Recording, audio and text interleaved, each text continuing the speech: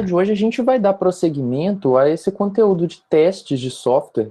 Na aula passada, a visão de cobertura que a gente viu, ela era baseada em comandos.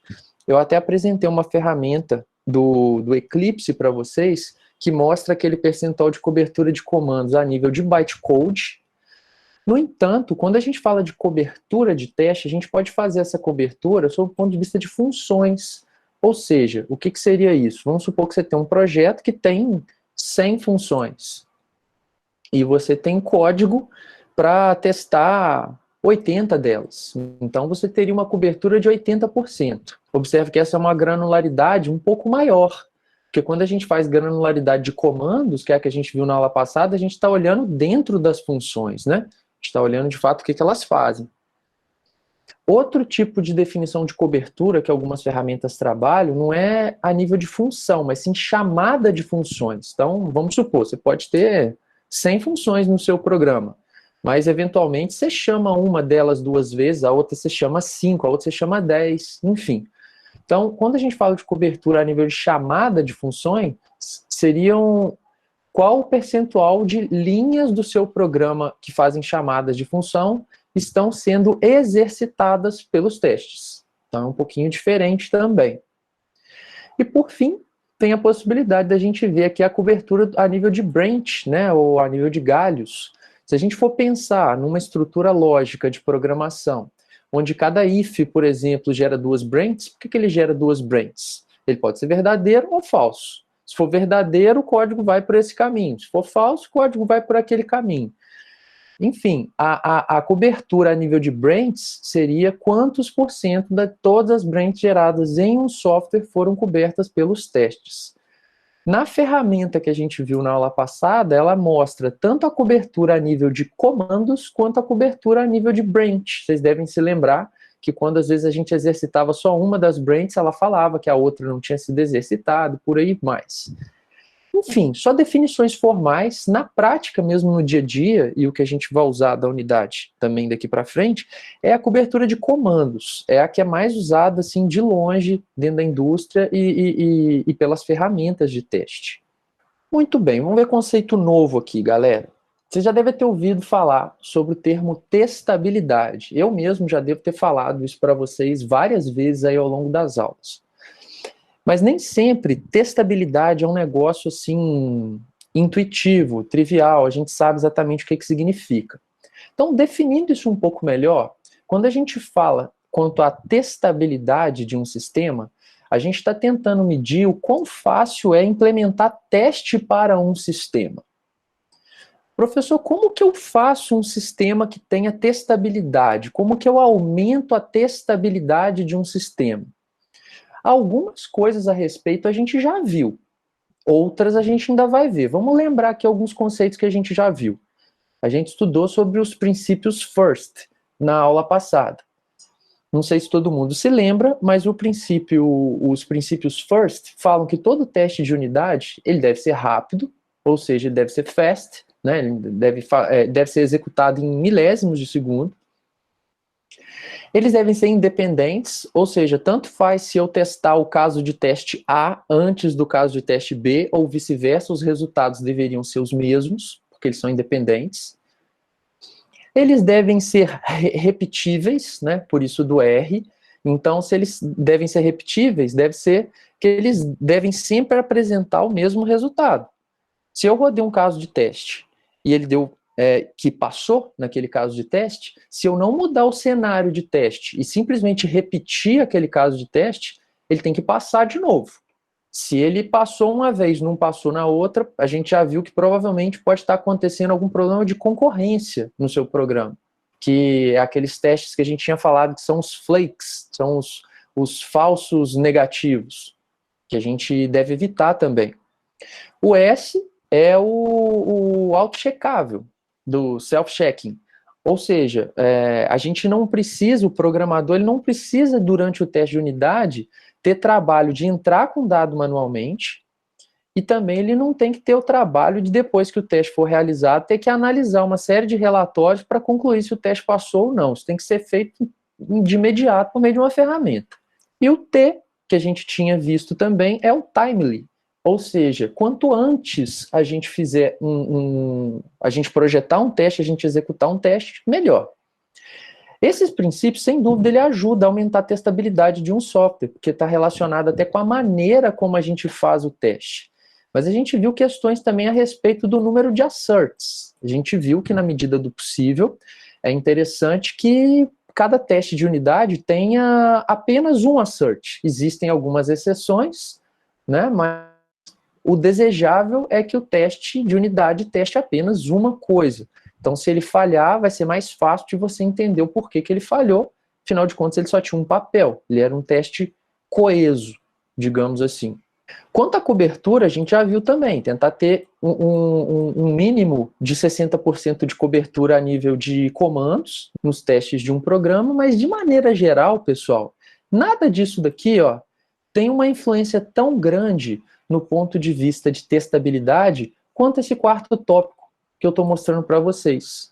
Um projeto de código que favoreça a implementação de teste. Tem um termo em inglês que trata a respeito disso, que é o Design for Testability, né, ou Projeto para Testabilidade, que diz mais ou menos o seguinte: a maior parte dos esforços que a gente tem para escrever bons testes, na verdade, não são feitos na hora que você está projetando o teste, mas sim na hora que você está projetando o sistema que vai ser testado. Quando a gente está programando, projetando, né, desenvolvendo um sistema, que a gente vai dizer, de fato, vai ditar o quão fácil é você testar esse sistema. A última unidade, por exemplo, da nossa disciplina de Engenharia de Software 1, a gente vai estudar propriedades e princípios de projetos, como, por exemplo, coesão, acoplamento, dependências, questões de integridade conceitual, dentre outros aspectos que, quando você segue, vocês já devem ter ouvido falar, por exemplo, dos princípios SOLID. É algo muito falado atualmente em palestra, enfim, é uma característica de um tipo de arquitetura que a gente ainda vai aprender, mas basicamente quando a gente segue esse tipo de propriedade e princípio, quando você tem um sistema que ele é altamente coeso, tem pouco acoplamento e segue questões de integridade conceitual, por exemplo, você está falando que você tem um sistema flexível. Se você tem um sistema flexível, ele naturalmente é fácil de testar. Ou seja, quando a gente for aprender a projetar sistemas aqui na disciplina, a maneira como a gente vai aprender a projetar sistemas já são projetos que facilitam os testes unitários. Então é uma unidade que vem à frente, mas saibam que ela vai ter uma integração muito grande com a que a gente está vendo nesse momento. Vou tentar ilustrar para vocês o que é um sistema com pouca testabilidade e como ele poderia ter a sua testabilidade ampliada, digamos assim. Vamos dar uma olhada nesse código. Eu não sei se algum de vocês já teve a possibilidade de trabalhar programando com servlets. Servlets são classes em Java que você consegue programar servidores de páginas, digamos assim. Então, se você quiser substituir um PHP da vida por um Java para web, você pode usar servlets. Servlets são classes que conseguem receber requisições HTTP via GET ou via POST, fazem algum processamento, devolvem um resultado e mostra isso no navegador, tá?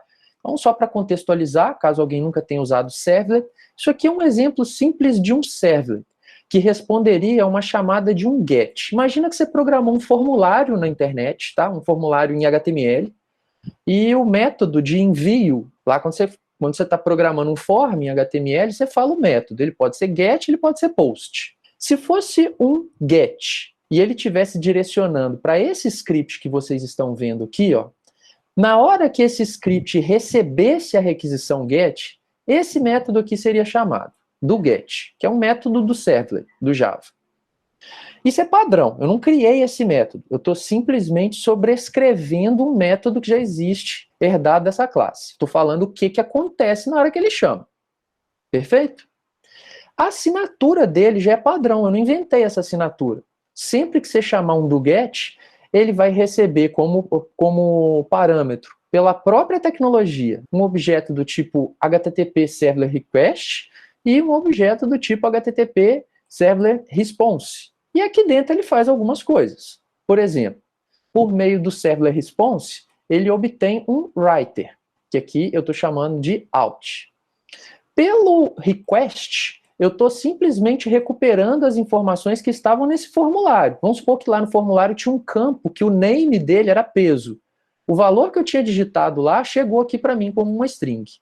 Vamos supor que tinha um outro campo nesse formulário HTML que o name dele era altura, então ele chegou aqui para mim como string por meio dessa variável. Estão conseguindo ver que eu estou usando esse objeto e esse objeto dentro desse método? Mas o que esse método tinha como objetivo de fazer no final das contas? Ele queria calcular o índice de massa corporal de uma pessoa, o IMC, baseado no peso e altura. Então, o que eu fiz aqui? Ó? Peguei o peso, que é uma string, converti para double e armazenei em P. Peguei a altura, que é uma string, converti para double e armazenei em A. E aqui eu estou calculando o IMC, que basicamente é o peso dividido pelo quadrado da altura. Guardei em P, e aí tá vendo o out, que eu recuperei ali em cima, ó, é o meu print writer, que eu recuperei lá em cima pelo servlet response. Agora eu estou só fazendo um print ln nele, passando uma string como parâmetro. Nesse momento da execução dessa linha, o que está acontecendo? Essa string que vocês estão vendo aí, ó, índice de massa corporal IMC é igual ao IMC calculado, isso foi exibido no meu navegador, nesse momento, lá em HTML, que foi a resposta que o servidor deu para o cliente. Por que eu estou falando isso para vocês? Imagina que eu estivesse querendo fazer um teste unitário para o método do get da classe IMC Servlet.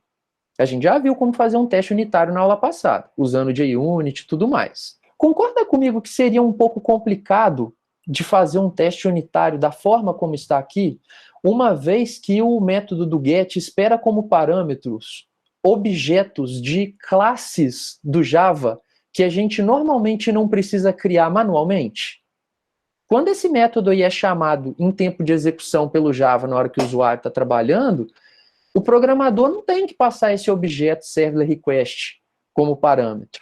O programador não tem que passar o servlet response, porque isso é feito automaticamente pelo próprio Java ali, igual acontece algumas coisas no Android.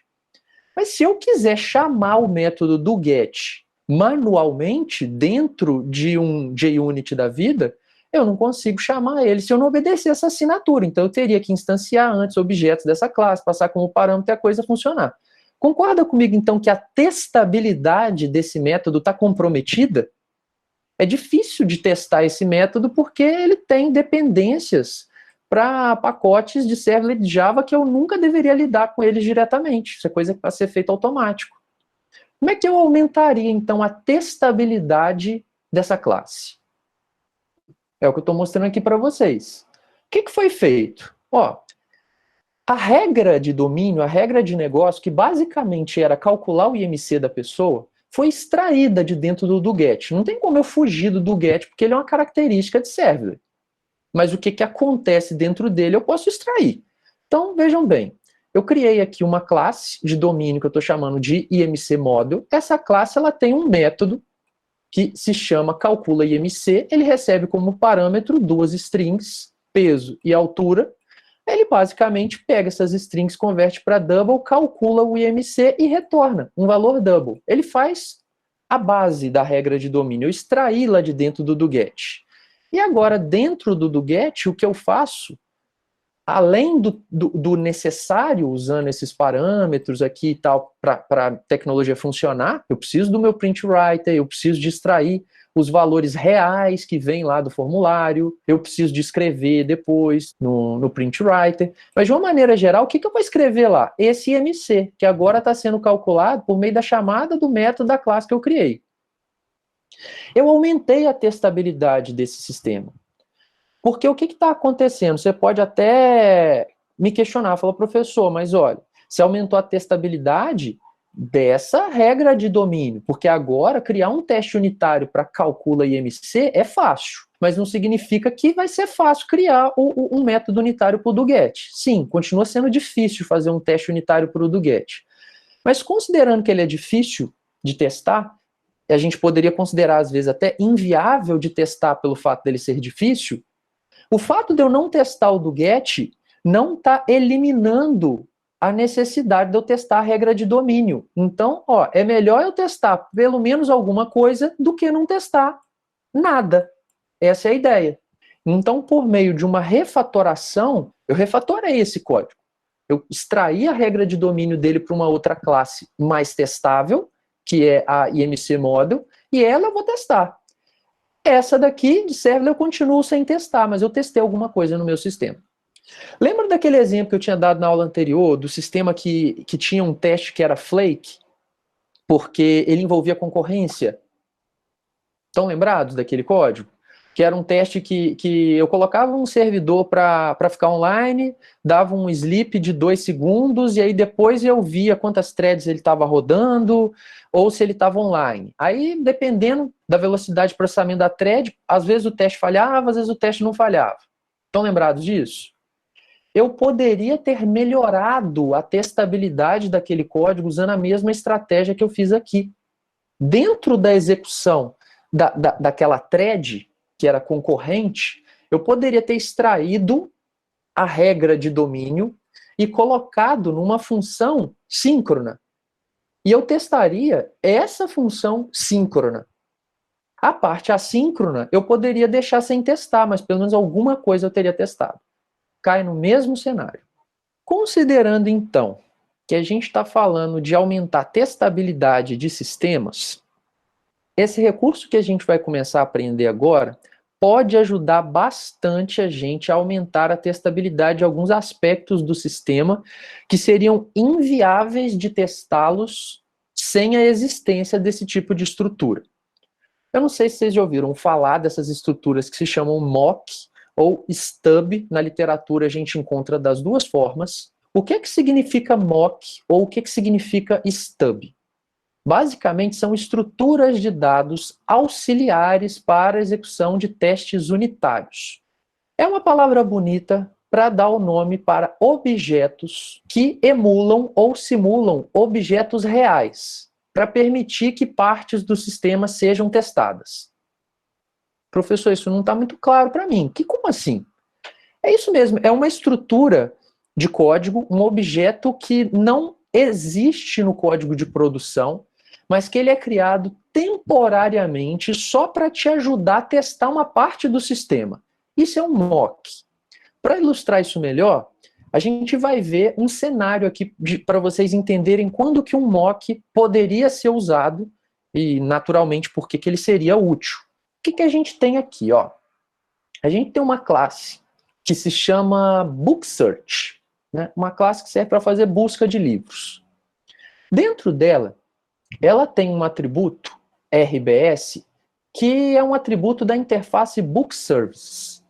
Ela tem um construtor. Quando eu vou construir, então, um objeto do tipo Book Search, eu espero como um parâmetro um objeto Book Service, como vocês estão vendo aqui. Passo ele como parâmetro e crio um objeto Book Search, né, apontando o objeto recebido como parâmetro para o atributo do objeto da classe que eu estou criando. Tranquilo? A classe BookSearch, ela tem um método getBook, que vai ser o nosso objeto de teste aqui. A gente vai criar um mock para ajudar a testar esse método.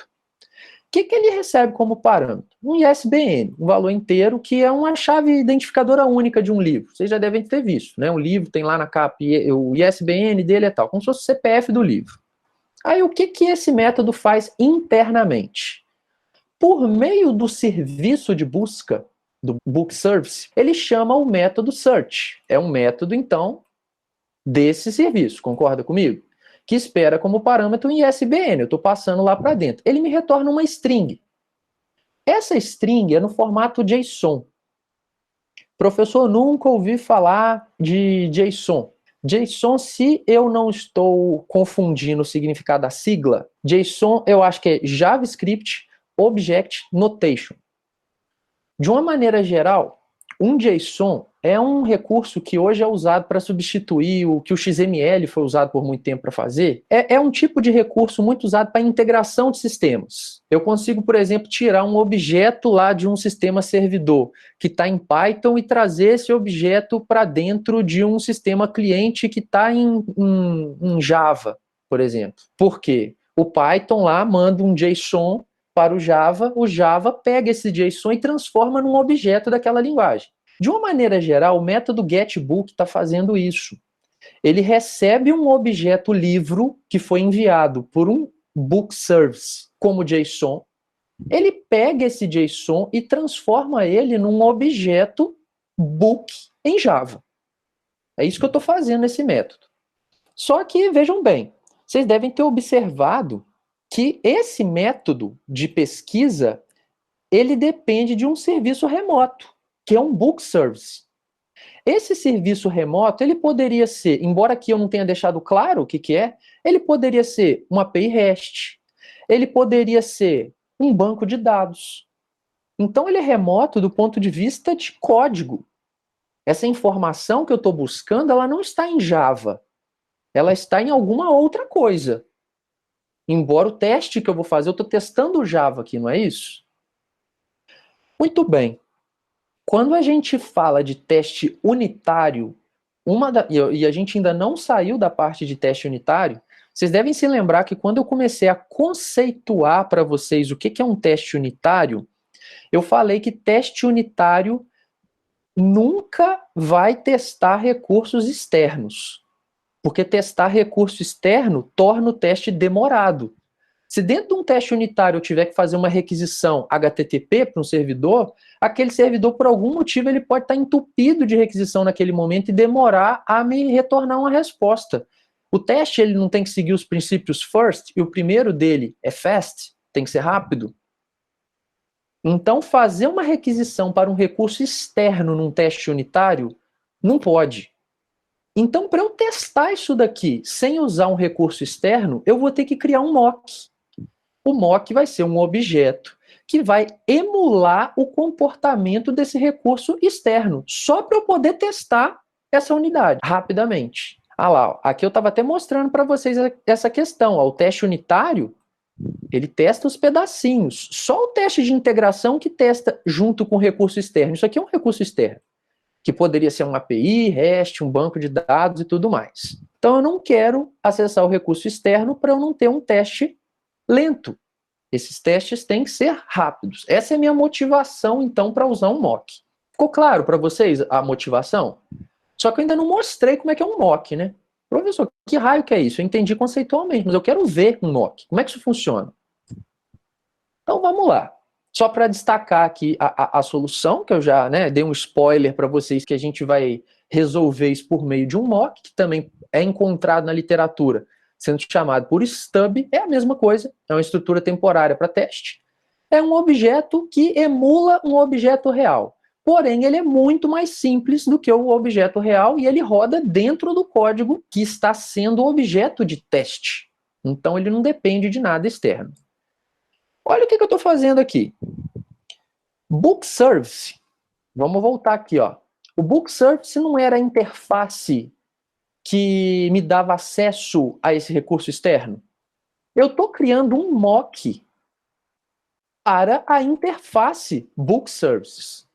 Professor, não estou confundindo esse implementos aqui. Vamos voltar aqui, gente. Olha o Book Service aqui embaixo, ó. Isso são scripts separados, embora tenha vindo tudo no slide junto, ó. Isso aqui é um script, isso aqui é outro script. O Book Service era uma interface, como vocês estão vendo, não era uma class. É uma interface que possui apenas um método, ou seja, quem implementar essa interface tem que ter um método de busca. Eu posso ter várias implementações dessa interface. Aqui eu estou criando uma, que é um mock.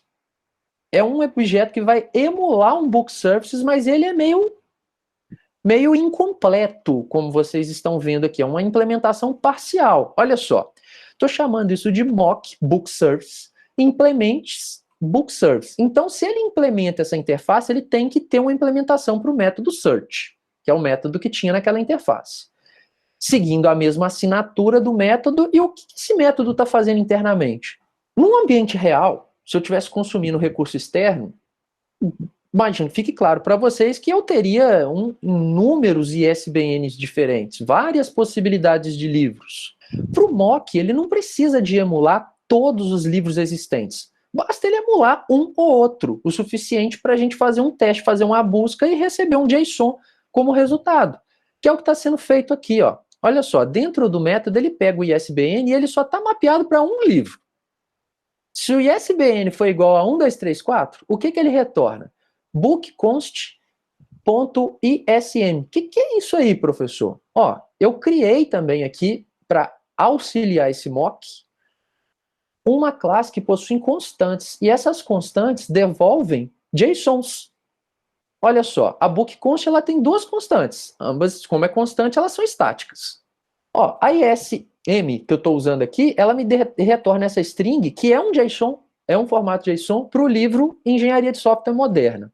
Eu estou pegando só o atributo título desse livro. Se tivessem outros atributos, eu poderia colocar aqui. Para simplificar, veio só o título. E tem também uma constante nullbook, que também é um JSON, que vai simular a situação de quando o ISBN procurado não existe. O que o mock está fazendo? Se o ISBN for esse, ele me retorna o JSON, que é o livro de Engenharia de Software Moderna. Se for qualquer outro ISBN, ele vai retornar o JSON de null, como se não existisse o livro que eu estou procurando.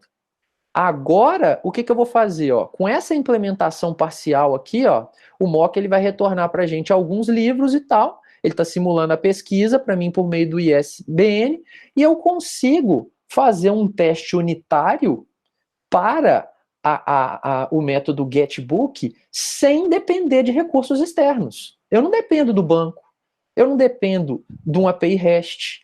Então o teste com certeza vai ser rápido. Olha o que está acontecendo. Aqui eu estou numa classe de teste. Olha lá, uma classe do JUnit. Ela acaba com teste. Perfeito? Ela tem a anotação before aqui. Então antes de cada teste, ele vai chamar esse método. Isso aqui é a minha fixture. O que a minha fixture está fazendo? Ó, criando um objeto do meu mock, que é aquele objeto que vai emular o book service. Olha lá, ó. Eu estou esperando um book service, passo para ele um mock book service. Se mock book service implementa book service, mock book service é um book service. Eu posso fazer essa atribuição aqui sem problema nenhum. Aí o meu método de teste para o getBook está fazendo o quê? Olha só, eu estou criando um objeto do tipo bookSearch, que é a classe que tem o método getBook. O construtor dessa classe não esperava como parâmetro um objeto do tipo bookService, que era o gargalo do meu teste, porque eu precisava de recursos externos. Agora não é gargalo mais, porque eu estou passando um mock como parâmetro. Aí, uma vez que eu tenho esse objeto, eu estou chamando o método getBook do bookSearch, passando para ele o que como parâmetro? O ISBN 1234. O que ele está fazendo? Ele está chamando esse cara aqui para mim, ó. Dentro do getBook, ele não faz uma chamada de search. Aqui, ó. Ele não faz uma chamada de search. Então, ele está chamando o search do mock para mim, que me retorna um JSON. Aí, desse JSON, ele pega o JSON dentro do getBook, ele transforma isso num objeto, de fato, o book, e retorna ele. Aí, o que eu estou fazendo aqui, ó, no teste? Eu estou extraindo o título, o getTitle, né, o getTítulo, que aqui está em português, é um método da classe book, que está me retornando o título do livro que foi devolvido pelo getBook. Eu estou guardando isso aqui e estou testando. Isso era o esperado. Isso é o real. Se for igual, eu passei. Se for diferente, eu não passei. Mas ficou claro para vocês que eu simplesmente emulei um recurso externo por meio de uma estrutura temporária de código que a gente chama de mock? Aí vocês poderiam estar se questionando. O que de fato esse teste está testando? Afinal de contas, eu não usei uma conexão com um banco de dados. Eu não usei uma conexão com um servidor. Enfim, eu estou simulando o repositório de livros. O que esse método está fazendo, naturalmente eu não estou testando esse acesso remoto, até porque esse tipo de teste ele é feito em teste de integração. Teste unitário não testa acesso a nada remoto. Então não era nem objetivo meu fazer isso agora. No entanto, eu estou testando aqui a lógica de instanciar um objeto livro a partir de um arquivo, né, de um valor JSON recebido por meio de um serviço de busca. E isso eu estou testando, é um teste de unidade. E eu consegui fazer isso de forma fast porque eu usei um mock. Ficou claro para vocês? Então não tem muito segredo. Um mock é uma estrutura de código que simula algo que seria demorado de testar do ponto de vista de unidade. Então a gente cria algo que representa aquele comportamento localmente, digamos assim. Isso que eu mostrei para vocês é um mock manual. Só que mock, gente, é um negócio tão usado na indústria, tão usado, né, em projetos reais de desenvolvimento, que naturalmente existem vários frameworks para criações automáticas de mocks dentro de um ambiente de testes. E eu vou mostrar para vocês agora um exemplo de um framework que facilita a criação de mock, para a gente não precisar de criar uma classe igual eu fiz ali, a Mock Book Service. Um dos principais frameworks para a criação de mock em Java é esse sujeito aqui, ó, que é o Mockito. O Mockito é o principal framework atualmente para a criação de mocks automáticos em Java. Existem outros, tá? Tipo EasyMock, por aí vai. Então, basicamente, ele facilita a criação de mocks e também a programação do comportamento deles, porque esses frameworks, eles costumam trabalhar com DSLs, né? Que são Domain Specific Languages, ou linguagem de domínio específico. Então, você, dentro do Java, você consegue criar um mock e programar ele usando uma linguagem específica do Mockito, rapidamente. Então, você vai dispensar essa implementação manual e, naturalmente, você não vai precisar de ficar mantendo uma classe a mais no seu sistema. Porque, veja bem, pessoal, se a gente for pensar a nível de evolução de sistema, se você cria uma classe como essa aqui, ó, Book Service, por mais que ela foi criada só para você fazer teste, você está assumindo o compromisso que é uma classe a mais para você manter. É uma classe a mais que poderia ter um problema e comprometer outras coisas no seu sistema. Se você usa um framework, isso não existe, porque o framework vai lidar com esse resto para você. Olha lá, estou trabalhando na mesma regra de negócio. Estou lá na minha classe de teste, que é a Book Search Test, só que a diferença é que agora, na hora que eu estou criando a minha fixture, dentro do init, que é o before lá do teste, eu estou criando um mock usando só o Mockito.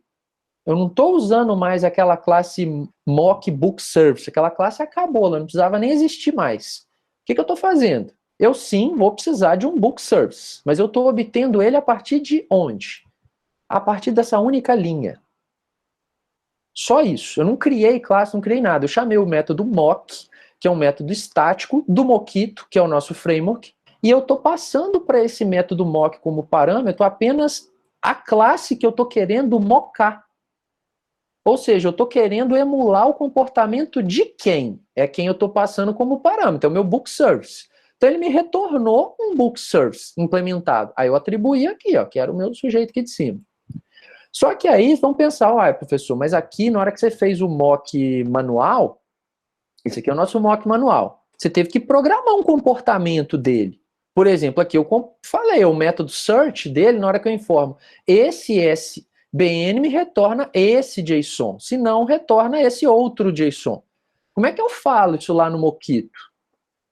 Aí eu estou usando o DSL, que é uma linguagem de domínio específico do Mockito para isso. Olha só, isso aqui, ó, que eu estou usando, ó, when, ou seja, quando o meu mock, que é o service, que eu acabei de citar aqui, ó, quando eu chamar o método search, que está dentro do service, se eu passar como parâmetro nint, qualquer inteiro, isso aqui faz parte do DSL do Mockito.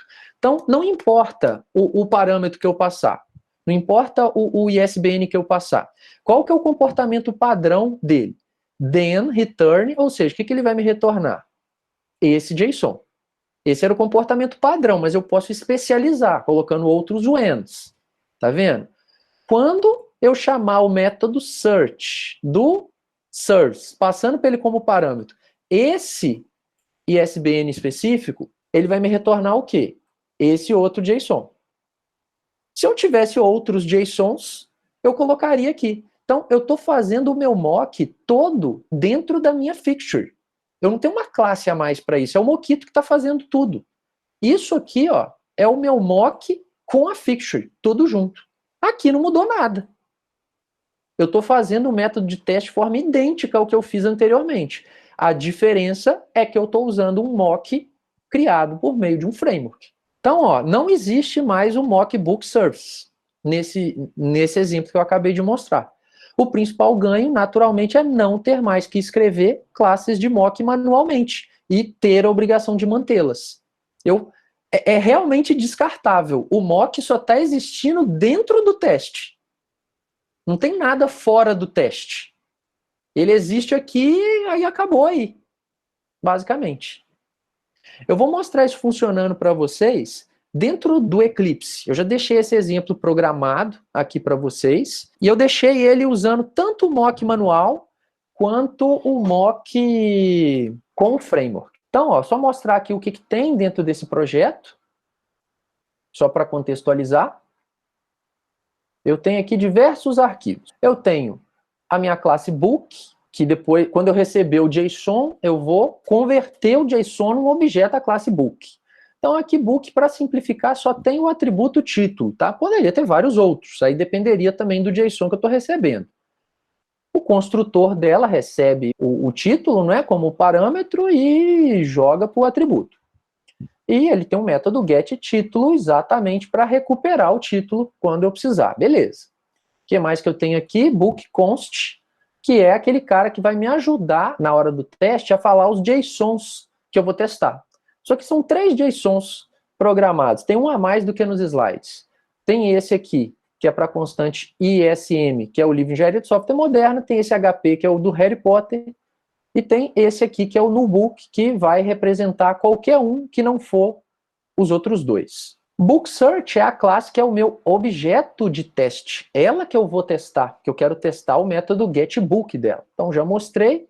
É uma classe que depende de um serviço de busca para fazer a busca dentro do getBook. E é exatamente o serviço de busca que eu estou mocando, para não depender de recurso externo. Uma vez que ela recebe o JSON, ela serializa ele aqui para um objeto Java. O que mais que eu tenho aqui? BookService, que é basicamente o meu serviço de busca, a minha interface de busca. Qualquer serviço de busca que quiser integrar com o meu sistema tem que implementar essa interface, seja ele um banco, seja ele uma API REST, ou por aí vai. Bom, aqui eu tenho, de fato, o teste. Aí, o que o meu teste está fazendo? Tem vários possíveis testes aqui. Eu sempre vou precisar de um serviço de busca. Então, ele vem aqui como atributo da classe que é usada para testar. Eu estou usando o JUnit, então o before, ou seja, o que vai ser chamado antes de cada teste unitário do meu sistema? Esse método. E ele está fazendo nada mais, nada menos do que o mock da minha interface de serviço de busca, né, de livros.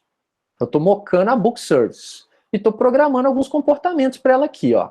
O padrão é me retornar o JSON de livro nulo. No entanto, se eu informar esse ISBN, é o livro da engenharia de software moderna. Se for esse, é o do Harry Potter. Qualquer outro é esse cara aqui. O que eu estou fazendo? Estou fazendo alguns testes, vários deles. Esse sujeito aqui, ó, como o próprio nome diz, eu fiz questão de deixar aqui ele sendo um teste com mock manual. Alguns testes estão com mock manual, outros estão com o de framework, só para vocês verem que eles podem coexistir. Então aqui eu já tinha o meu mock BookService, que eu mostrei nos slides também, ele implementa BookService. O que eu estou fazendo lá? Ó? Services, que é esse sujeito aqui, ó, atributo da classe de testes, ela está recebendo aqui uma instância por meio do mock manual. E aí eu estou fazendo o teste baseado no mock manual. O mesmo teste está sendo feito aqui embaixo sem usar o mock manual. Está usando o mock do Mockito. Como eu não coloquei a fixture de falar quem que é o serviço de busca dentro do teste, ele está pegando o padrão, que é o do before, que é o do Mockito. E aí isso está servindo para todos eles. Ó. Esse cara aqui está buscando o livro de engenharia de software moderna, que estava mapeado nesse ISBN mesmo. Esse aqui está buscando o livro do Harry Potter, por isso que eu coloquei Another Book. E ele também estava mapeado nesse ISBN. Esse aqui está testando, por meio do mock de framework, um ISBN que não foi programado aqui no Mockito, ou seja, ele está simulando um livro que não existe. Então é como se fosse um livro que não estivesse cadastrado. Ele teria que retornar null. Como o meu sistema trata isso? É o que eu estou testando. Aqui eu estou fazendo o mesmo teste para livro nulo, só que agora usando o mock manual. Então eu complementei a fixture aqui dentro, criando um mock manual com a classe que a gente já tinha feito antes. E ele repete a mesma coisa do anterior. Enfim, se eu rodar isso daqui, pessoal, vou rodar esse teste. Vai passar todos. Então vou colocar aqui rodando como JUnit Test Case. Olha lá, passou todos os meus testes. Mesmo que, como vocês podem observar, todos eles usaram mock, usaram estruturas temporárias. Eu validei o meu sistema, pelo menos sobre esse aspecto aqui que eu estou testando, né? Lá na frente, quando eu estiver fazendo o teste de integração, aí sim eu vou substituir esses mocks pelos serviços externos reais. Aí sim eu vou estar buscando isso do banco de verdade. Aí eu vou estar buscando isso de uma API REST, ou por aí vai, porque aí o objetivo do teste é diferente, e ele não precisa de ser tão rápido. Teste de integração não tem que ser feito tão rapidamente quanto teste de unidade, porque ele não é feito com tanta frequência. Então, como ele é feito muito de vez em quando, ele pode demorar mais um pouquinho. Ficou claro, pessoal? A finalidade de uso de mocks? Depois, se vocês quiserem testar esse código que eu acabei de mostrar, ele está aí no Replit para vocês, já programado. Então, é aquela ideia online que eu venho usando no material, baseado aí no livro de Engenharia de Software Moderna, do Marco Túlio. Então, depois, se vocês quiserem testar, isso que eu mostrei aqui, dá para vocês testarem nessa ideia online. Eu sei que ainda pode estar uma pulga atrás da orelha aí de vocês em relação a mock. Às vezes, vocês podem estar se questionando, falar, poxa, nunca tinha ouvido falar desse negócio. Será que isso é coisa de teoria, pouco usado, e será que eu realmente preciso disso?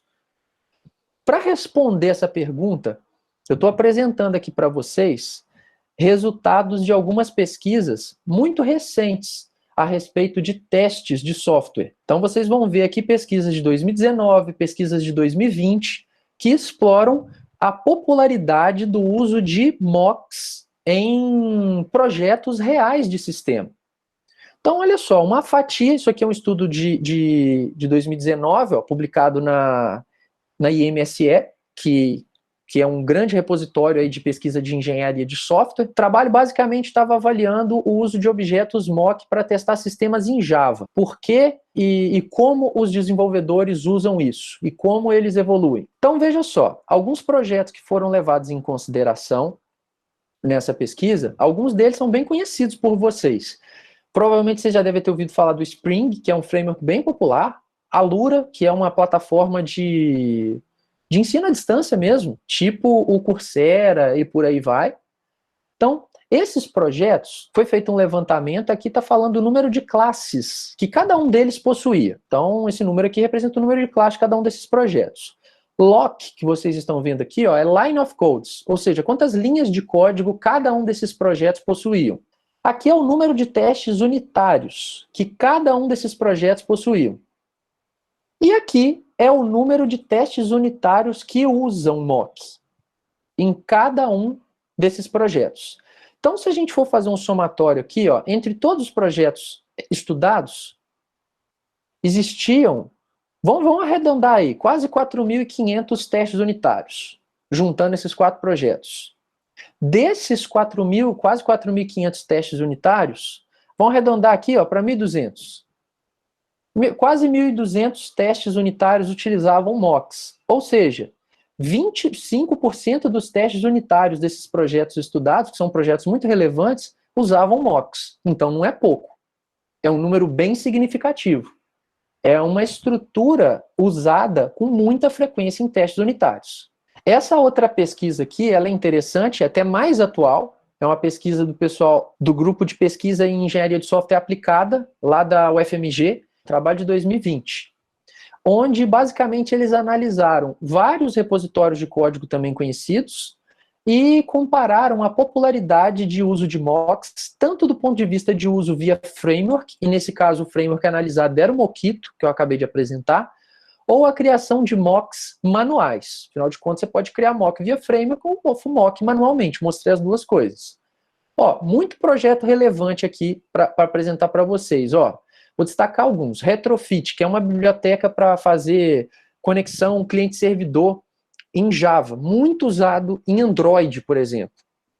Tá aqui, é um dos repositórios de código que foi analisado. RxJava, que é muito usado junto com Retrofit também para esse mesmo motivo, fazer requisição cliente-servidor. Spring, que também é muito conhecido, e por aí vai, tá? Tem muito Elasticsearch, são muitos projetos conhecidos aí de código livre, código aberto. Esses projetos aqui, ó, algumas informações que não são tão relevantes, como por exemplo o número de estrelas que eles tinham lá no GitHub, só para ver a popularidade deles, isso aqui para a gente não importa agora.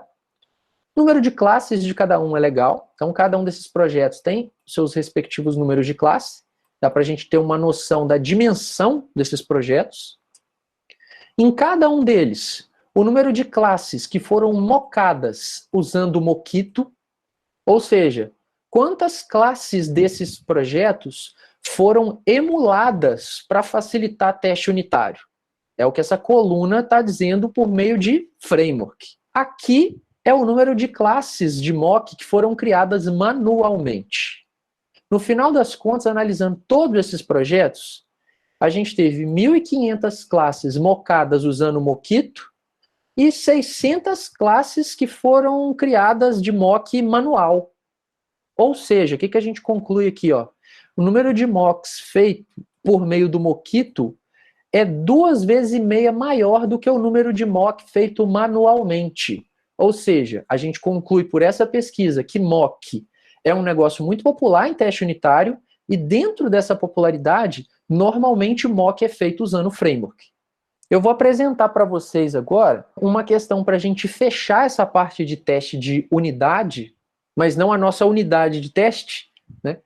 Onde a gente vai falar sobre desenvolvimento dirigido por testes, ou TDD, Test Driven Development, que com certeza vocês já ouviram falar, devem ter curiosidade a respeito, mas às vezes nunca tiveram a experiência de trabalhar com TDD, e não sabem, de repente, como é que ele funciona na prática. É o que eu vou mostrar agora. O TDD é uma prática que foi proposta lá no XP, pelo Kent Beck. XP, lembrando, é a metodologia ágil de programação extrema, Extreme Program, por isso o XP.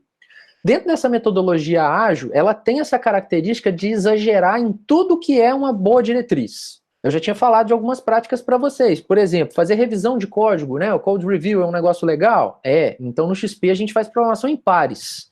Então, a revisão de código é em tempo real. Então, fazer teste unitário é um negócio legal? É. Então, no XP, a gente faz desenvolvimento dirigido a teste. O que é isso? Você programa o teste unitário antes de programar a unidade que vai ser testada. Essa é a ideia. Por isso que é desenvolvimento dirigido a teste. Você faz o teste e depois faz o código para passar no teste. Essa é a ideia de desenvolvimento dirigido a teste. É uma ideia simples. Escreve o teste T antes de escrever a classe C que vai ser testado por esse teste. Tá, mas como é que funciona isso na prática, professor? Na teoria é muito bonito, eu quero ver na prática. Bom, antes vamos falar de alguns benefícios aqui. Quando a gente escreve o teste antes de escrever o próprio código que vai ser testado, naturalmente você vai evitar que os desenvolvedores esqueçam de escrever os testes depois, ou fiquem com preguiça, ou não tenham tempo de escrever. Você não tem onde fugir, você faz o teste primeiro, pô, você está incentivando essa escrita de testes com testabilidade também. Por que você está incentivando a escrita de código com testabilidade? Vamos imaginar o seguinte, pessoal. Se praticamente todo o código que eu for produzir, eu vou ter que testar do ponto de vista de teste unitário, porque eu estou programando o teste e depois eu faço um código para passar no teste. Então, se eu estou fazendo isso para o sistema inteiro, quase todo os meus códigos serão testados a nível de teste unitário. Nisso, concorda comigo que vai ser muito mais vantajoso para mim, já que eu vou ter uma cobertura grande de teste, que eu esteja desenvolvendo um código que seja fácil de testar? Eu dei exemplo de testabilidade agora há pouco. Um código que tinha uma testabilidade baixa, a gente aumentou um pouquinho a testabilidade dele.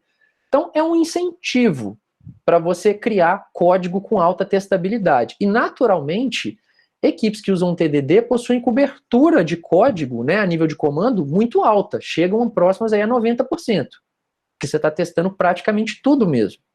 Aumenta a confiabilidade do sistema também. Vai melhorar o design ou a usabilidade do código que você está desenvolvendo. Por que vai melhorar? Vamos imaginar o seguinte, Como você, como programador, está desenvolvendo o teste antes do código, e o seu teste está chamando o seu código, quando você está projetando o teste, normalmente você já está criando um código que tem uma melhor usabilidade. Usabilidade do ponto de vista de uso da classe. É mais fácil de chamar um método daquela classe, porque eventualmente ela tem interfaces mais simples. O nome dos métodos passa a ser mais intuitivo. O número de parâmetros desses métodos tende a ser menor, porque eu estou criando métodos com mais usabilidade mesmo. Vocês já tiveram a experiência de, às vezes, usar uma biblioteca que não foi você que desenvolveu e ela era extremamente confusa? Às vezes tinha métodos lá que tinha uma infinidade de parâmetros, era difícil de guardar a ordem daqueles parâmetros, muitos métodos sobrecarregados, então tinha o mesmo método, sem parâmetro, com 2, com 4, com 5. Era uma biblioteca confusa de se usar. Vocês já devem ter passado por essa experiência. Quando você está programando usando o TDD, como você é o primeiro usuário do código que você está produzindo, você tende também a criar códigos com mais usabilidade. Melhora a qualidade do código que está sendo feito. São benefícios indiretos, que às vezes a gente não para pensar que TDD tem. Isso pelo simples fato de você fazer o teste. Escrever o teste antes do próprio código que vai ser testado. Mas como é que funciona então, professor? Quero ver isso via código mesmo, né? Via cenário. O ciclo do TDD funciona mais ou menos dessa forma. Primeira coisa que a gente faz, sim, é programar um teste e rodar. O teste naturalmente vai falhar. Ele vai falhar porque você não programou ainda o que vai ser testado. Você só programou o teste. Como ainda não existe a parte que você vai testar, se o teste passasse, ia ser um negócio meio sobrenatural, né? Concorda comigo? Não faz muito sentido. Então, o TDD começa com o teste que você programou falhando. Beleza. Segundo passo vai ser você produzir um código para passar naquele teste. Ficou verdinho. Uma vez que passou no teste, o terceiro passo é o seguinte: olha, o meu código agora passou no teste. Agora que eu já vi que ele funciona, será que tem como eu melhorar a qualidade desse código sem comprometer o comportamento dele? Vamos supor, às vezes você tinha feito um método lá que envolvia ordenação de alguns números. A primeira versão dele usava o bubble sort, que é pouco eficiente, como vocês sabem, mas passava no teste, de boa, sem problema nenhum. Deu verdinho. Uma vez que ele passou no teste, será que eu não consigo substituir o bubble sort agora por um quick sort, só para deixar o código mais eficiente e aí eu fechar esse ciclo? Essa é a ideia. Nunca o objetivo inicial em TDD é você criar o código mais eficiente possível. Seu primeiro objetivo é fazer um código que funciona, que passa no teste. Ele está funcionando? Tá. Então agora eu vou deixar ele melhor, vou refatorar ele. E aí eu passo para o próximo passo, que é o próximo teste de outra funcionalidade que eu vou desenvolver. Vendo esse ciclo passo a passo funcionando, a gente vai estudar aqui uma regra de negócio que simula um carrinho de compra. Um sistema de e-commerce onde a gente vai ter uma parte lá onde vai programar um carrinho de compra para esse sistema. Tá bom? Usando o TDD. Primeira coisa que eu vou fazer, eu começo fazendo o teste. Eu não vou programar o código primeiro. Eu vou programar o teste primeiro. É o TDD. Então, estou na primeira fase, a fase do vermelho. Olha lá, ó, anotação de teste, um método que não recebe parâmetro, começa com teste. Já deve ter ficado claro para vocês que isso aqui é um teste unitário feito lá no JUnit. Estou começando a programar pelo JUnit. O que eu estou fazendo aqui? Estou programando o que eu quero testar. Nesse caso, ó, eu estou fazendo a minha fixture. A minha fixture, basicamente, eu aloquei objetos de 2 livros, objetos da classe book, que eu estou chamando de B1, B2, são livros diferentes, em quantidades diferentes e tal. Aloquei um objeto da classe shopping cart, né, ou carrinho de compra, e para esse objeto do carrinho de compra, eu estou chamando o método add 2 vezes, ou seja, adicionando os livros que eu criei aqui na minha fixture no carrinho de compra. Uma vez que eu tenho um carrinho de compra com 2 livros dentro dele, eu estou chamando o método getTotal do carrinho de compra. e comparando se o valor desse carrinho é 30 unidades monetárias aqui. Mas vejam só, pessoal, o interessante aqui é o seguinte, quando eu estou programando esse teste unitário, a classe Book e a classe Shopping Cart não existe ainda. Eu não criei essas classes, eu estou fazendo o teste antes de fazer o código que eu vou testar. Então, o que eu estou fazendo nesse primeiro estado aqui, ó, do TDD? Naturalmente, eu estou pensando na interface da classe que eu vou ter que implementar. Por que eu estou pensando na interface dessa classe? Olha, eu estou falando do método getTotal, que não existe. Mas eu já estou pensando aqui, olha, esse é um método que vai ter esse nome e vai ter nenhum parâmetro. Eu já estou pensando na interface dele. Interface de uma classe, vamos lembrar, quando eu falo de interface de uma classe, eu estou falando dos métodos públicos de uma classe. Sempre que eu falar interface de uma classe, é isso. Que são os métodos que você consegue chamar por meio dos objetos dela. O mesmo método ADD aqui, ó, do Shopping Cart. Não existe essa classe ainda, não existe esse método, mas eu já estou pensando, olha, ela vai ter um método que vai ter essa assinatura. Se chama ADD e espera um objeto da classe Book. O construtor dessa classe é vazio. O construtor dessa classe recebe 3 parâmetros. Você já está pensando nas interfaces dessa classe. Isso daqui já te ajuda muito a projetar o código que você vai produzir. Você está projetando ele por meio do teste que você está criando. E, naturalmente, você já está pensando aqui na sua vida, né? Como você é o primeiro usuário dessa classe, você já está criando uma classe que seja fácil de usar. A assinatura dos métodos dela não vai ser difícil. Você não vai dificultar a sua vida. Você já está pensando numa interface boa. Próximo passo aqui, mas ainda na primeira fase, tá? Eu ainda estou na fase vermelha. O que eu fiz? Criei a classe Book, que não existia. Criei a classe Shopping Cart, que ainda não existia. Mas deixei elas aqui meio provisoriamente implementadas. Eu fiz isso simplesmente para eu conseguir compilar o meu teste. Porque do jeito que estava aqui, antes de existir Shopping Cart e Book, nem compilar o teste eu conseguia. Porque não existiam essas classes. Agora, com isso, eu compilo. Porque eu tenho, né, as classes e as assinaturas dos métodos. Eu estou dando baby steps aqui, né, ou passos de bebê, que é um termo muito comum de ser usado aí em XP ou em métodos ágeis, de uma maneira geral. Os avanços em métodos ágeis, eles são sempre curtinhos. Então isso aqui é considerado um avanço, mas ainda estou na primeira fase. A fase 2, que é a fase verde, vai ser o quê? É o momento que, de fato, eu estou querendo passar no teste.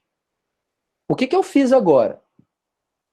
A única coisa que eu fiz nesse passo foi ir lá no método. Eu não implementei ainda o que o método ADD está fazendo por dentro, tá vendo? Vocês devem ter observado que aqui, ó, essa classe Shopping Cart, ela ainda não tem, por exemplo, uma estrutura de dados para armazenar os itens que são adicionados no carrinho. Eu não tenho uma pilha de livros, uma pilha de nada. O método ADD, ele também não adiciona esses objetos, não adiciona um livro, né, no carrinho. Ele ainda está meio oco.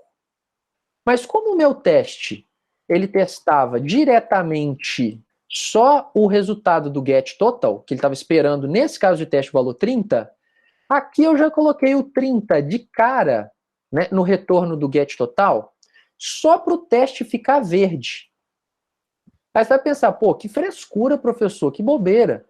Mas é assim que funciona o TDD. O que você acabou de validar aqui? Você validou que, olha, o seu teste funciona. Eu não estou mostrando ainda que o sistema sob teste funciona. Mas eu estou mostrando que o teste funciona. Afinal de contas, eu consigo mostrar que em alguns momentos ele falha, em outros momentos ele passa. Então isso já foi um baby step, né? Um passo de bebê, segundo aí a literatura tão comum de métodos ágeis. Eu dei um pequeno avanço.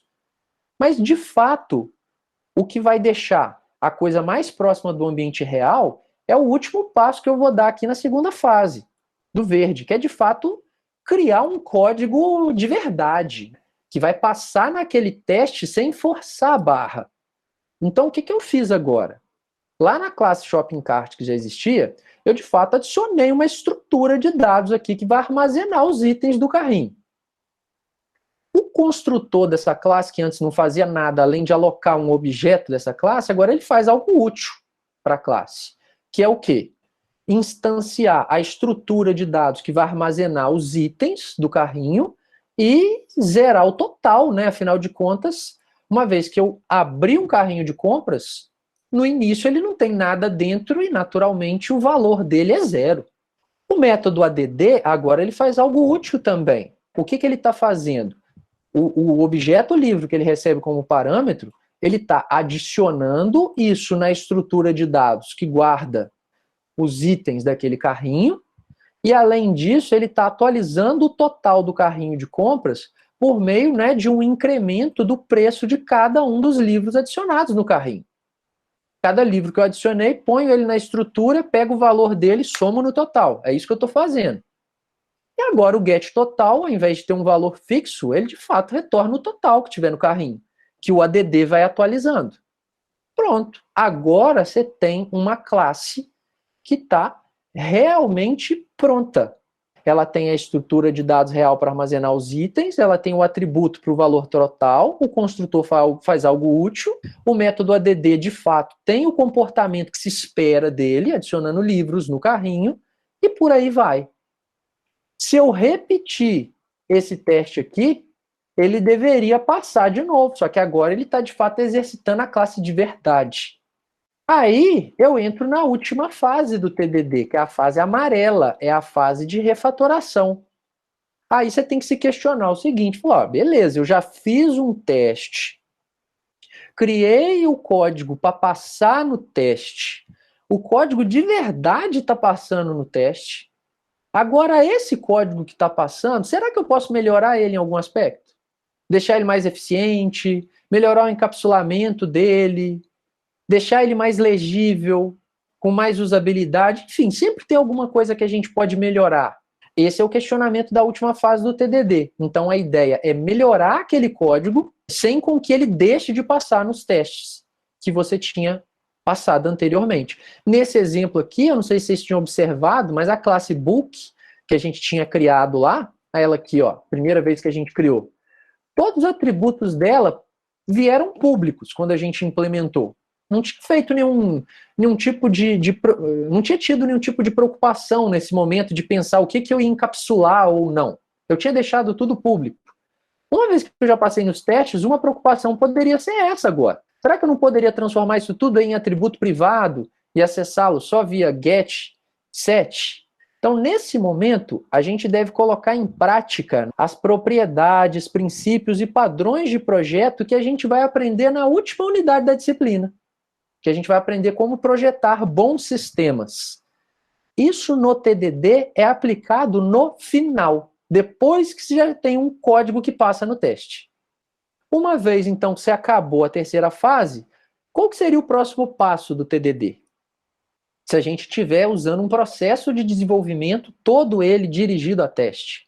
Você teria que se perguntar isso, tem mais alguma funcionalidade que eu quero implementar no meu sistema? Tem mais alguma coisa a fazer aqui? Se tiver, você vai começar um novo ciclo do TDD. Vai começar no vermelho, você vai projetar o teste, vai rodar, ele não vai compilar. Aí você vai programar algumas classes ocas, que são as que serão testadas, para o teste poder compilar. Depois você vai forçar a barra nessas classes para o teste poder passar.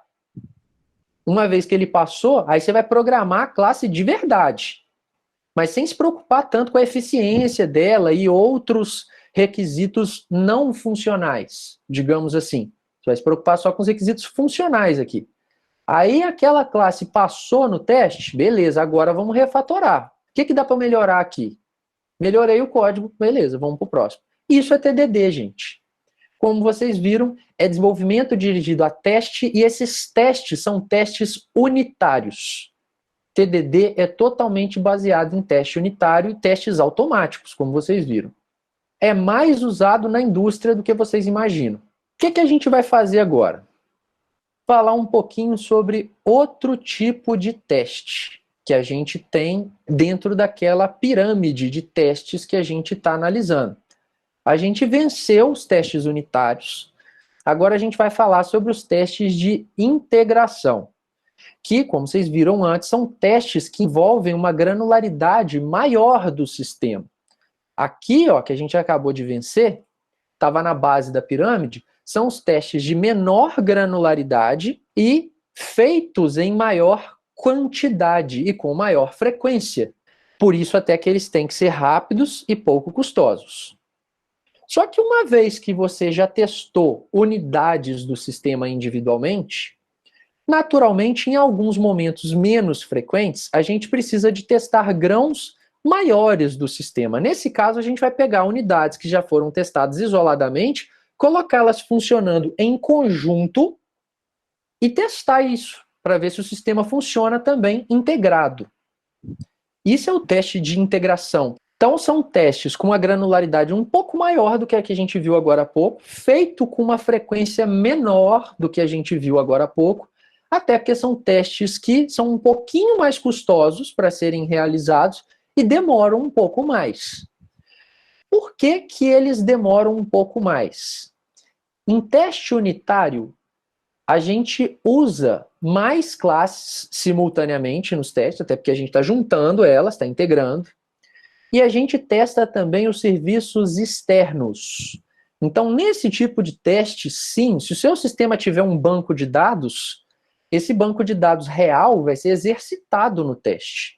Se ele faz acesso a uma API REST, a um web service, seja ele qual for, você vai fazer chamadas reais a essa API aqui. Você vai exercitar as dependências reais do seu sistema. Se ele tinha mock ou stub, que foram usados anteriormente nos testes unitários, nos testes de integração, você não vai usar mock ou stub mais. Não faz sentido mais eles aqui. Você vai exercitar coisas de verdade, não simulações ou emulações. Perfeito? Então, a gente vai testar uma funcionalidade ou serviço completo do sistema, e não pedacinhos de uma funcionalidade. Essa figura ilustra bem para a gente. A gente estava, novamente, só para relembrar, testando esses pedacinhos individuais. Agora a gente já vai ter vários pedacinhos que individualmente já foram testados, mas agora a gente vai testar eles funcionando em conjunto e acessando recursos externos também. Ok? Esse é o escopo do teste de integração. Um grão, naturalmente, maior, como vocês viram, do que esse grão aqui. Granularidade bem expressada por essa figura. Teste de sistema deixa para a gente ver daqui a pouco, não é o foco nesse momento. Considerando que a gente vai pegar unidades testadas individualmente, começar a juntar elas e testar elas em conjunto, uma boa técnica para se fazer teste de integração é a de não integrar tudo de uma vez, mas sim fazer a integração de forma incremental. Isso facilita a localização de erros do sistema. Eu vou dar um exemplo para vocês. Imagina que A é uma unidade que já foi testada com um teste unitário, individualmente, e B é uma outra unidade que já foi testada individualmente com outros testes unitários. O que eu estou fazendo agora aqui? Eu coloquei A junto com B e estou testando com vários casos de teste. Aqui eu fiz 3 testes para essa integração entre A e B.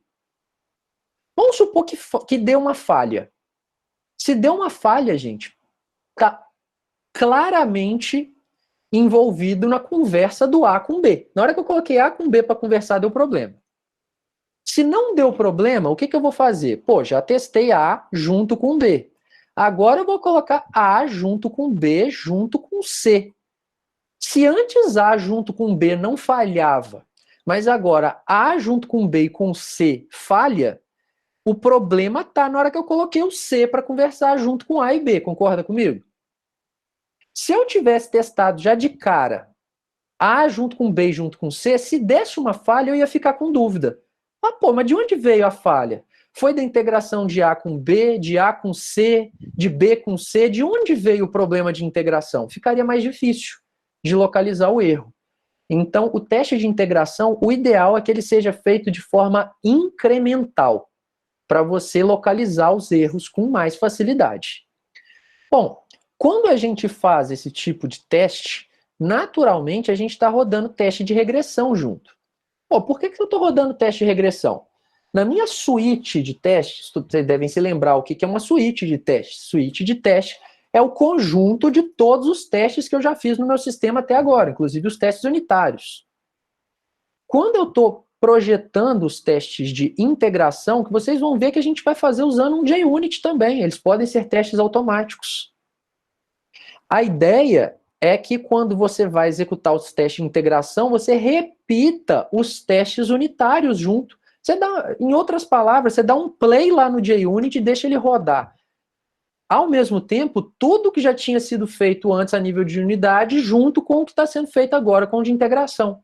Você sempre está repetindo os testes anteriores junto com os atuais. Porque isso fica mais fácil da gente entender, por exemplo, o que a gente chama de comportamentos emergentes. Professor, o que é comportamento emergente? Traduz aí para mim. Vamos lá, vou tentar mostrar isso por meio de um exemplo simples. Imagina que a unidade A é uma unidade de autenticação de usuário, login. Vamos imaginar que a unidade B é uma unidade de cadastro de livros. Quando eu fiz o teste unitário de A, eu testei só se eu conseguia autenticar um usuário. Quando eu fiz o teste unitário de B, eu testei apenas se eu conseguia cadastrar um livro, por exemplo. Só que, na real, na prática, no sistema, só vai ter acesso ao cadastro de livros um usuário que tiver feito login antes. Então, na hora que eu estou testando a integração de A com B, eu estou tentando fazer login com o usuário e cadastrar um livro em sequência. Um comportamento emergente seria, por exemplo, o cadastro de livros falhar quando eu estou testando isso com o usuário autenticado. Mas quando eu estava testando a unidade de cadastro de livro, ela funcionava.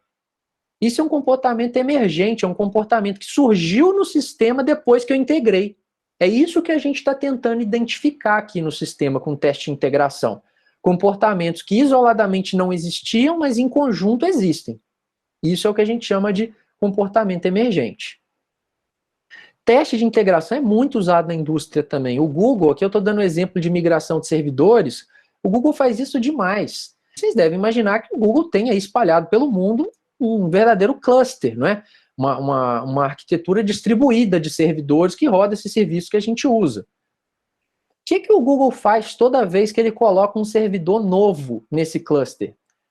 Vamos supor que tem um servidor lá no Google que está velho, uma máquina mesmo, física, né, que está com algum problema, depreciou, ele está precisando substituir. Será que o Google simplesmente arranca aquele cara de lá, coloca o outro no lugar e deixa rolar? Normalmente o que o Google faz é o seguinte, imaginando que nesse caso, colocar um servidor na infraestrutura, você está integrando algo novo na infraestrutura, a gente está falando de teste de integração. O Google não tira uma parte e põe a outra no lugar imediatamente. Ele coloca as duas funcionando em conjunto e faz uma transição. Então, aquele servidor anterior, enquanto o novo começa a funcionar, o antigo também está funcionando. Aí eles colocam algum tipo de balanceamento de carga. Alguma requisição vai para o novo, outra requisição vai para o antigo e tal. E vai ampliando o número de requisições que vai para o novo, diminuindo o número de requisições que vai para o antigo, até que o antigo sai da infraestrutura. Isso é uma forma clara de mostrar que eles fazem a integração incremental porque você elimina o risco. Vamos supor que simplesmente o fato de pôr o servidor novo lá dê pau, por algum motivo não funcione.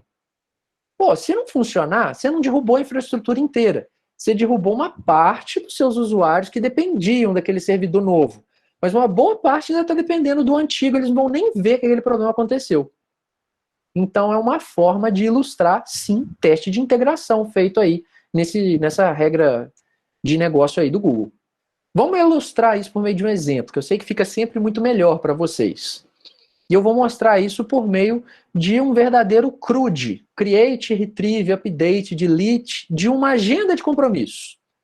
Imagina uma agenda de compromisso onde você pode ir lá, cadastrar um compromisso, buscar um compromisso, deletar um compromisso ou atualizar um compromisso. Esse é o sistema que vai ser o foco aqui do nosso exemplo de teste de integração. Então, como vocês podem ver, a gente está fazendo teste de integração usando o JUnit. Olha só, é um teste automático também. Esse é o sistema que eu quero testar. Sistema bobão lá. Ó. Então, eu clico aqui e eu cadastro um compromisso. Eu clico aqui para selecionar um compromisso e clico aqui em editar, ele vai abrir aquele compromisso para eu editar. Seleciono um compromisso aqui e clico em remover, ele remove aquele compromisso.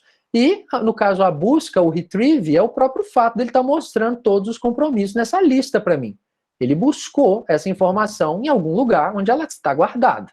Senão ele não mostrava. O que esse teste está fazendo? Vejam bem, esse é o meu teste de integração. No início do teste, eu estou criando um banco de dados, ou seja, uma dependência externa do meu sistema. Eu não estou mocando o banco de dados, estou criando o banco de verdade aqui. É uma dependência externa. Criei ele com todas as tabelas vazias. Isso faz parte da minha fixture. Além disso, o que eu fiz? Criei a fachada. A gente já tinha falado do padrão facade, o padrão fachada. A fachada que esconde todos os recursos dessa agenda para mim. E nessa fachada vocês podem ver que eu tenho um método para cadastrar atividades, né, para cadastrar eventos. Eu tenho um método para remover. Eu tenho um método para listar. Embora não esteja aqui, eu tenho também um método para editar. É o CRUD que vocês estão vendo aqui. Para criar um objeto, né, dessa fachada, eu preciso passar lá para dentro a dependência externa, que é o banco, que eu não moquei. Eu estou usando o banco real aqui e joguei lá para dentro. Aí, beleza. Ainda na minha fixture, isso aqui tudo é fixture. Tudo é fixture. O que eu estou fazendo? Eu estou cadastrando, ó, compromissos, objeto de um compromisso 1, objeto de um compromisso 2, objeto de um compromisso 3, chamei o add appointment, que é um método lá da minha fachada. Se dentro da fachada eu tenho acesso ao banco, o que o add appointment o que eu estou presumindo que o add appointment faz dentro dele? Tá persistindo informação no banco. Depois que eu persistir essas 3 informações aqui no banco, ó, o que eu estou fazendo? Eu estou lendo informações do banco por meio do list appointment, que é um método da minha fachada, que tem acesso ao banco. Então, eu estou presumindo que, por exemplo, dentro desse list appointment, aí ele está fazendo um select asterisco from appointment, por exemplo, está selecionando todos os appointments que tem lá no banco. Eu estou presumindo isso, fazendo uma busca no banco. E estou guardando isso aqui, ó. Por fim, o que eu faço? É o teste em si. Eu estou comparando, por exemplo, se a quantidade de compromissos retornados foi igual a 3. Porque não foi esse a fixture que eu criei? Eu criei um banco com a tabela vazia. Cadastrei 3 compromissos no banco. Persisti, de fato, lá nesse banco. Depois fui lá no banco, busquei esses 3 compromissos. Quero saber, enfim, se a quantidade persistida e recuperada é a mesma quantidade esperada. Nesse caso, se tiver tudo certo aqui, se o banco, né, se não tiver nenhuma falha nesses métodos aqui, ó, o teste vai passar. E esse é um teste de integração. Não é um teste de unidade, não é um teste unitário. Seria um teste unitário se eu tivesse feito algo específico para o add appointment, se eu tivesse feito algo específico para o remove appointment, se eu tivesse feito algo específico para o list appointment. E usando o mock, inclusive, sem usar o banco real.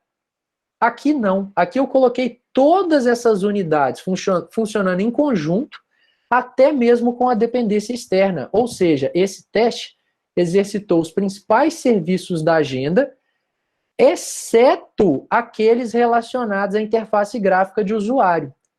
Até porque não era o objetivo dele mesmo. A gente faz teste envolvendo interface gráfica de usuário em teste de sistema, que é o último nível de granularidade que a gente vai estudar. Não está no escopo aqui ainda. Então, eu não estou vendo, por exemplo, se esse sistema é fácil de usar para um certo perfil de usuário, se com poucos cliques um usuário faz determinada ação. Isso não é foco desse teste, porque isso é teste de sistemas. Para fechar a aula de hoje, eu vou mostrar para vocês essa figurinha aqui, que eu acho que ilustra muito bem a diferença de teste de unidade para teste de integração. O que a gente tem aqui? Ó? 2 fatias de pão. Uma com uma geleia de alguma coisa, que deve ser bem gostosa, e outra aqui com, aparentemente, pasta de amendoim. Pelo menos é o que está aparecendo. Pasta de amendoim ou doce de leite, não sei. Não importa, os dois são bem gostosos. Isso daqui me mostra que eu tenho 2 testes de unidade, mas nenhum teste de integração. Por que que essa figurinha mostra isso para mim? Pô, funciona muito bem eu pegar essa fatia de pão com geleia e comer ela sozinho. Funciona muito bem eu pegar essa outra fatia de pão aí com pasta de amendoim e comer ela sozinha, funciona direitinho. Experimenta fazer um sanduíche de geleia de goiaba com pasta de amendoim e comer. Ou seja, eu estou integrando essas duas coisas. Eu não sei para o gosto de vocês, mas para mim vai ficar bem enjoativo, não vai funcionar muito bem. Então a gente está mostrando aqui unidades de sistema que funcionaram bem isoladamente, mas que quando você junta não funcionou. É um teste de integração que falhou, mesmo com os testes unitários passando. Essa figurinha aí é uma brincadeira, mas ilustra muito bem essa diferença de granularidade para a gente. Um abração para vocês, até mais, pessoal!